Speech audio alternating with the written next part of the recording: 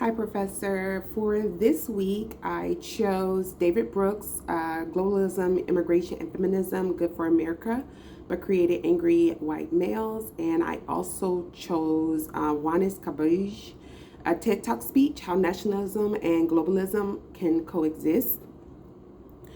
So, on a personal level, the term nationalism has a very negative connotation. For me, it quite frankly evokes images of angry white men telling everyone to go back to their country of origin, when their country of origin is Europe.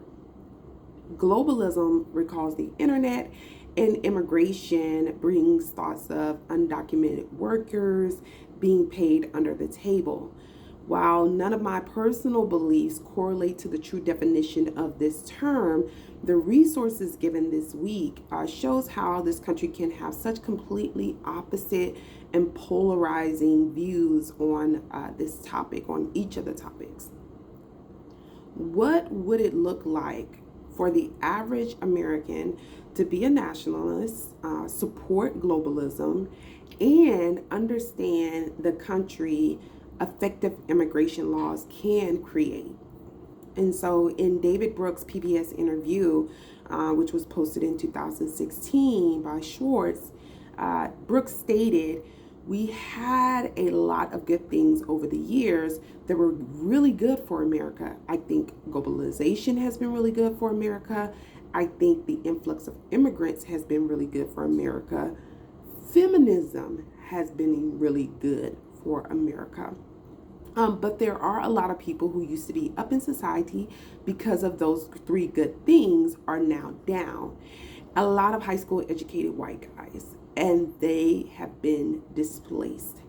Now, anyone who has been in a position of authority and then demoted can understand the feeling of not knowing how you fit in anymore.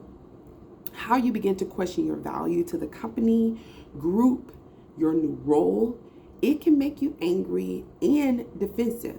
So we have a group of the population that feels a constant threat in progression, while simultaneously having so much influence over many essential parts of this country. Meanwhile, Wanis Kabij TED Talk hits the nail on the head when he says that nationalism is not something to be afraid of, but can coexist with globalism. To love your country and care for the world should not be at odds with each other. Nationalism is supporting your country and being proud of where you are from and feeling a part of something bigger than just yourself. Globalization is critical for defending human rights worldwide, but many are afraid of the loss of their national identity. The truth is that globalization is already a part of our national tradition and could not have existed without it. Quoting Kabij, national traditions were nourished by explorers, traders, street sellers, and innovative home cooks. And in many ways, globalization is opportunity for our national traditions to be questioned, regenerated, reinterpreted to attract new converts, to stay vibrant and relevant over time. A lot of what we like in our national traditions come from outside our national borders. When Americans disengage from civic duties and are unwilling to expand their social ties, it is hard to create a healthy system of nationalism. Instead, we start to see a crippled version of nationalism rooted in fear, bias, and individualism. Extreme patriotism fueled by hate of outside groups has been merged with nationalism. Placing it under a conservative banner can completely cover the actual layers of nationalism. Globalization has so many benefits for developed and developing countries.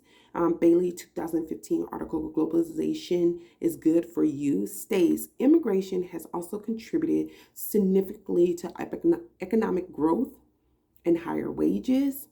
According to the Partnership for a New American Economy, 28% of all U.S. companies started in 2011 had immigrant founders, despite immigrants comprising roughly 13% of the population.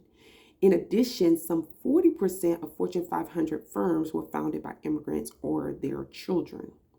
Globalization has also been associated worldwide with women's liberation, less child labor, faster economic growth, and higher incomes. The truth is that every time you sit down at a restaurant and you eat your favorite ethnic meal or grab a beautiful garment off the rack at your favorite department store, you are supporting globalization. Also, anytime you root for the USA in the Olympics or visit another country and proudly announce you're American, you practice nationalism. We are already doing both. It is time that we pledge to continue in the healthiest way possible. Thank you for listening.